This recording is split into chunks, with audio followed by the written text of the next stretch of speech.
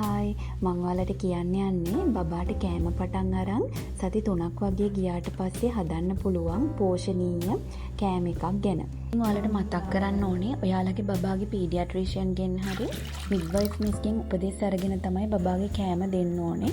මං ඔයාලත් එක්ක ෂෙයා කරගන්න මගේ එක්ස්පීරියන්ස් එක නිසා ඔයාලා හැම වෙලේම මේ වගේ කෑම හදන විදිය බලලා අයිඩියා එකක් අරගෙන ඒ ගැන ඔයාලගේ මිඩ්වයිෆ්ගෙන් පීඩියාට්‍රිෂියන්ගෙන් උපදෙස් අරගෙන මේ කෑම බබාට හඳුන්වලා දුන්නොත් ගොඩක් හොඳයි.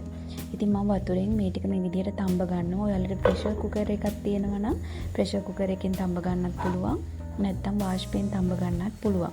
මම ඔක්කොම එකට දාලා මේ කෑම එක හදන නිසා මේ විදියට වතුරෙන් තඹ ගන්නවා. මම ඔයාලට පෙන්නුවනේ කලින් වීඩියෝ එකෙත් අපේ ගෙදර මෑවැලක් තියෙන මෑවැල් දෙකක් තියෙනවා මට. මම බබාගේ කෑම හදන්න තමයි මේ වගේ දේවල් වවාගෙන තියෙන්නේ. ඉතින් මෑ කරල ටිකක් පැහිච්ච මෑ කරලක ඇට ටිකක් මම ගත්තා මේ කෑම එක හදන්න. ඒ ටිකත් මම මේ විදිහට මේකට එකතු කරගන්නවා. මේ ඔක්කොම ටිකක් හොඳට තැම්බීගෙන එනකොට ඊට පස්සේ මම අර කලින් ලෑස්ති කරගත්තු හබල පෙති ටික. ඒ කියන්නේ මේ තියෙන්නේ වතුරෙන් හොඳට සෝදපු හබල පෙති. ඊට අමතරව තඹපු මාළු කෑල්ලක්.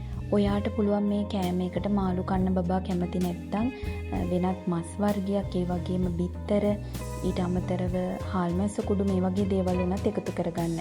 විශේෂයෙන්ම අපි සැලකිලිමත් වෙන්න ඕනේ බබාට කෑමක් හඳුන්වලා දෙනකොට දවස් 3ක්වත් එකම කෑම වර්ගයේ දීලා ඒ කෑම එක බබාට ඇලර්ජික් වෙනවද කියලා බලලා ඊට පස්සේ තමයි එක දිගටම දෙන්න ඕනේ.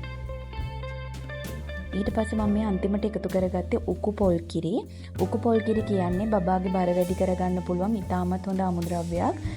ඉතින් උකු පොල් කිරි කියන්නේ මේ දේ බහුල අමුද්‍රව්‍යයක්. ඒ නිසා ඔයාලා උකු පොල් කිරි වලින් කෑම හදලා දුන්නොත් බබාගේ බර වැඩි කරගන්න පුළුවන්. අඩු බර බබෙක් නම් බර වැඩි කරගන්න පුළුවන්. නමුත් අර අධික බරක ඉන්න බබෙක් නම් නිතරම උකු පොල් කිරි දෙන එක මෙච්චරම හොඳ දෙයක් වෙන්න පුළුවන්. ඒ නිසා ඒ ගැනත් ඔයාලා වෛද්‍ය උපදෙස් ලබා ගන්න. ඊට පස්සේ මම අන්තිමට එකතු කරගත්තේ ගොටු කොළ ටිකක්. ඉතින් ඔයාලා කැමති පලා වර්ගයක් එකතු කරගන්න පුළුවන්. ඊට පස්සේ මම මේ ටික මේ විදිහට පිඟානකට දාලා මෙහෙම පොඩි කරගන්නවා. ඉතින් මුලින්ම ඒ කියන්නේ දැන් කෑම පටන් ගත්ත අලුත බබෙකුට එකපාරට කැබලි කෑම කන්න බෑ. ඒ නිසා ඔයාලා මත් ගාලා අර පෙනේරකින් පෙරලා වගේනේ දෙන්නේ. ඊට පස්සේ ටික ටික මේ විදිහට කැබලි ගතිය වැඩි කරගන්න පුළුවන්. එතකොට බබාලා කැබලි කෑම කන්න පුරුදු වෙනවා. ඔයාලත් මේ පෝෂණීය කෑම එක ඔයාගේ බබාට හදලා දීලා බලන්න. මේ වගේ පෝෂණීය කෑම රෙසිපි හදනවා බලන්න. අපිව ෆලෝ කරන්න. ඒ වගේම අපේ YouTube channel එක subscribe කරන්න.